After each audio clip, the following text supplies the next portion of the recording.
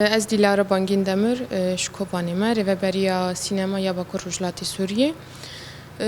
Me gelek kar dan meşandin, her wiha gelek kurtefilm û filmên metraj dirêj. Me yek rêzefilm jî kêşana wê kir. Ew jî bi navê Tavasor, ji xwe hatiye weşandin li ser televizyona Stêrk TV. Xebatên me destpêkê baweyekî tecrübe derbas bûn, piştre baweyekî baştir derbas bûn, ji xwe aniha jî baweyekî herî baş tên meşandin. Êdî her kesê ku tê de cê xwe digire tecrübeyên wî çêbûn, tecrübeyên pratîkî, teorî her alîya de jî. Destpêkê karê ku li rojava hat kirin wek prodüksiyona mezin, karê filmê Sûrê bû. Ew jî li Kobanê kêşana wê hat kirin li ser Amedê. Berxwedana sed rojî ya li Sûrê Amedê a ku hatibû kirin. Di nav vî filmê de ew berxwedan hat nîşandan. Piştî wê filmê berbû li her wiha li dêrikê me kêşana wê kir. Ji xwe ew jî bi dawî bûye. Demek nêz de wê bê weşandin jî. Her wiha filmê Kobanê dixazirtiye wê de û di kêşana wê de jî em wek komîn em pêra bûn û me kêşana wê jî bi dawî kir. Ji xwe ew jî aniha ber bi qedandinê ye û wê bê weşandin jî demek gelkî nêz de. Yê Tavasor jî em di nav hazirtiya de bûn. Hazirtiyên wê hatin kirin. Yani di nava çend heyva de ji ber ku rewşa korona hat yani rûda û her wiha hevalên me ku tê de kar dikirin şehîd bûn. Ji ber wê yekê hinekî belkî dem dirêj kêşana wê bi dawî bû. Lê baweyekî baş derbas bû, ji xwe aniha ji tê weşandin rêzefîlma Tavasor. Gelek kar û xebatên ê ku gerêdayî sînema li vê welatî hatin meşandin. Çi li Kobanê bixwazê, çi li kantona Cizîrê, çi li kantona Efrînê û Şehba. Her wiha perwerdeyên sînema hatin dayîn.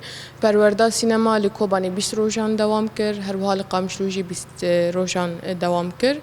Di nav vê perwerdeyê de hemû beşên sînema, make-up, deng, kamera, montaj, gelek tiştên din jî cil û berg, heta efektên taybet tê de waneyên van beşan hatin dayîn. Bawayê baş derbas bûn, diriya wan perwerdeyan de gelek kes tevlî me bûn, gelek kes aniha bi me re kar dikin. Hemû karên me ku tên meşandin, kesên ku tê de kar dikin ji her çar parçeyê Kurdistanê ye. Ew jî ciyê serbilindiyê ji bo me ku em wek komîna sînema em di nav karê xwe de çar parçeyê Kurdistanê bikin yek dest û bi hev re xebatekî bidin meşandin. Ji xwe di her yani em aniha sê beşê me hene, lê beşê me esasî li kantona Qamişlo ye. Li kantona Cizîrê biborîn. Komîna me esasî li Qamişlo ye, her wiha şaxên me li Kobanê jî heye û li Şehba jî heye. Her wiha her komînek karê xwe radibe. Ji xwe aniha em di nav hazirtiya rêzefîlmekî nû de ne. Di nava vê hazirtiya de jî her sê komîn bûne yek dest, her sê komîn bi hev re kar dikin, dîsa hemû endamê me jî ji her çar parçeyê Kurdistanê ne. Kî pêşeroja komînê wekî daxwaza me ku em bêhtir kar bin karê baştir ji bo civaka xwe bikin, ji bo miletê xwe bikin, ji ber ku miletê me gelek êş û em bêjin çîrokên bi êş derbas kirine. Di deriyekî jan malê xine tu dikare çîrokekê bibîse, tu dikare wê çîrokê bike film. Çîrokê me pirin yani. Em dikarin ser zarokekî biçûk ji zarokê 7 salî heta 7 salî çîrokê wan bikin film. Yani em bêkar namînin, ew qas çîrokê me hene. Belkî ku xelkê din çîrokên xeyalî bikartînin yan herkes ji nav xwe de sînaryokê dinivîsîne. Lê senaryoyê me û çîrokên me hemû êşên ku bi rastî di nav gelê Kurda hatine kişandin.